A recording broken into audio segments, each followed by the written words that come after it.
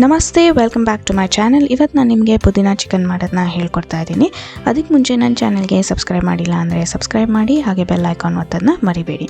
ಚಿಕನ್ನಿಗೆ ಚೆನ್ನಾಗಿ ಚಿಕನ್ನ ತೊಳ್ಕೊಂಡು ಅದಕ್ಕೆ ರುಚಿಗೆ ತಕ್ಕಷ್ಟು ಉಪ್ಪು ಹಾಗೂ 1 ಸ್ಪೂನಷ್ಟು ಖಾರದ ಪುಡಿ ಹಾಕಿ 1 ಸ್ಪೂನಷ್ಟು ತುಪ್ಪನ ಹಾಕ್ಕೊಳ್ಳಿ. ಇಲ್ಲ ಬೆಣ್ಣೆ ಇದೆ ಅಂದರೆ ಬೆಣ್ಣೆನೂ ಕೂಡ ಹಾಕ್ಕೊಬೋದು, ಇಲ್ಲ ಎಣ್ಣೆ ಕೂಡ ಹಾಕ್ಕೊಬೋದು.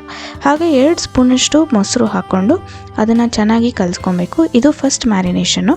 ಸೊ ಇದನ್ನು ಕಲಿಸ್ಕೊಂಡು ನೀವು ಒಂದು 2 ರಿಂದ 3 ಅವರಷ್ಟು ಅದನ್ನು ನೆನೆಯಕ್ಕೆ ಬಿಡಬೇಕು. ಕಲಿಸಿದ ನಂತರ ನಾನು ಇದನ್ನು ಫ್ರಿಜ್ಜಲ್ಲಿ ಇಡ್ತಾಯಿದ್ದೀನಿ.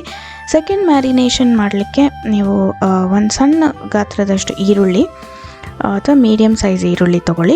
ಹಾಗೆ 10 ರಿಂದ 12 ಗಾರ್ಲಿಕ್ ಬೆಳ್ಳುಳ್ಳಿ ಹಾಗೂ 1 ಇಂಚಷ್ಟು ಶುಂಠಿ. ಅಕಸ್ಮಾತಾಗಿ ನಿಮ್ಮ ಹತ್ರ ಶುಂಠಿ ಬೆಳ್ಳುಳ್ಳಿ ಪೇಸ್ಟ್ ಇದ್ದರೆ 1 ಸ್ಪೂನಷ್ಟು ಶುಂಠಿ ಬೆಳ್ಳುಳ್ಳಿ ಪೇಸ್ಟು, ಹಾಗೆ 2 ಮೆಣಸಿನ್ಕಾಯಿ, ಹಸಿ ಮೆಣಸಿನ್ಕಾಯಿನ ಹಾಕ್ಕೊಳ್ಳಿ. ಆಮೇಲೆ 1 ಕೈ ಹಿಡಿಯಷ್ಟು ಪುದೀನ ಸೊಪ್ಪು, ಹಾಗೆ ಒಂದು ಸ್ವಲ್ಪ ಕೊತ್ತಂಬರಿ ಸೊಪ್ಪು. ಇದು ಎರಡನ್ನೂ ಚೆನ್ನಾಗಿ ತೊಳ್ಕೊಂಡು ಅದನ್ನು ಕೂಡ ಮಿಕ್ಸಿ ಜಾರಿಗೆ ಹಾಕ್ಕೊಳ್ಳಿ. ಮಿಕ್ಸಿ ಜಾರಿಗೆ ಹಾಕ್ಕೊಂಡು ಅದನ್ನು ನೈಸಾಗಿ ಫೈನಾಗಿ ರುಬ್ಕೊಬೇಕಾಗತ್ತೆ, ನುಣ್ಣಕ್ಕೆ ರುಬ್ಕೊಬೇಕಾಗತ್ತೆ. ಸೊ ಇದಕ್ಕೊಂದು ಸ್ವಲ್ಪ ನೀರು ಹಾಕ್ಕೊಂಡು ಸ್ಮೂತ್ ಪೇಸ್ಟ್ ಆಗೋ ತನಕ ರುಬ್ಕೊಂಡಿದ್ದ ನಂತರ ಅದನ್ನು ತೆಗೆದು ನೀವು ಚಿಕನ್ ಮ್ಯಾರಿನೇಷನ್, ಫಸ್ಟ್ ಮ್ಯಾರಿನೇಷನ್ ಏನು ಮಾಡಿರ್ತೀವಿ ಅದಕ್ಕೆ ಇದನ್ನು ಹಾಕ್ಕೋಬೇಕಾಗುತ್ತೆ. ಹಾಕ್ಕೊಂಡು ಒಂದು 1 ಅವರ್ ಅಷ್ಟು ಕಾಲ ನೆನೆಸಿಡಬೇಕು. ಅಥವಾ ಇಲ್ಲ ಅಂತ ಹೇಳಿದ್ರೆ ಅರ್ಧ ಗಂಟೆ ಆದರೂ ನೆನೆಸಿಡಬೇಕು. ಒಂದು ವೇಳೆ ನಿಮಗೆ ಟೈಮ್ ಇಲ್ಲ ಅಂತ ಹೇಳಿದ್ರೆ ಇಮಿಡಿಯೇಟಾಗಿ ಕೂಡ ಮಾಡ್ಕೊಬೋದು. ಬಟ್ ನಾನು ಇಲ್ಲಿ ಚೆನ್ನಾಗಿ ಮಿಕ್ಸ್ ಮಾಡಿ ಅದನ್ನು ಅರ್ಧ ಗಂಟೆ ಕಾಲದಷ್ಟು ಮತ್ತೆ ಪುನಃ ನೆನೆಸಿಡ್ತಾ ಇದ್ದೀನಿ. ಸೊ ಇದಾದ ನಂತರ ಮೀಡಿಯಮ್ ಉರಿಯಲ್ಲಿ ಕುಕ್ಕರ್ನ ಇಟ್ಕೊಂಡು ಚಿಕನ್ನ ಡೈರೆಕ್ಟಾಗಿ ಕುಕ್ಕರ್ಗೆ ಹಾಕ್ಕೊತಾ ಇದ್ದೀನಿ. ಸೊ ಇಲ್ಲಿ ನಾನು ಯಾವುದೇ ರೀತಿ ಒಗ್ಗರಣೆ ಏನೂ ಮಾಡ್ಕೊತಾ ಇಲ್ಲ. ಡೈರೆಕ್ಟಾಗಿ ಚಿಕನ್ಗೆ ಕುಕ್ಕರಿಗೆ ಹಾಕ್ಕೊಂಡು 2 ವಿಸಿಲ್ ಬರೋ ತನಕ ಕೂಗಿಸ್ಕೊಳ್ಳಿ.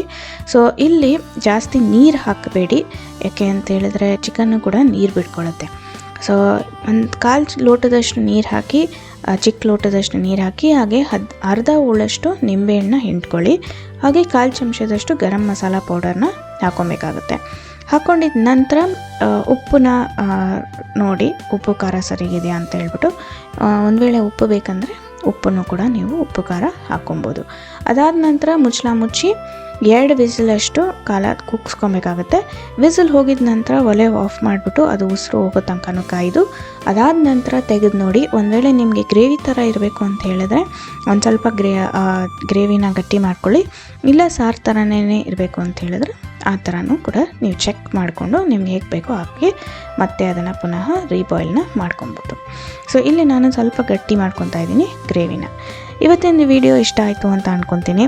ಇಷ್ಟ ಆಗಿದರೆ ಲೈಕ್ ಬಟನ್ನ ಒತ್ತಿ, ನನ್ನ ಚಾನಲ್ಗೆ ಸಬ್ಸ್ಕ್ರೈಬ್ ಮಾಡಿಲ್ಲ ಅಂದರೆ ಸಬ್ಸ್ಕ್ರೈಬ್ ಮಾಡಿ, ಹಾಗೆ ಬೆಲ್ ಐಕಾನ್ ಒತ್ತಿ. ನಾನು ಮತ್ತೆ ಇನ್ನೊಂದು ವಿಡಿಯೋ ಒಂದಿಗೆ ಭೇಟಿ ಆಗ್ತೀನಿ. ಅಲ್ಲಿ ತನಕ ನಮಸ್ಕಾರ.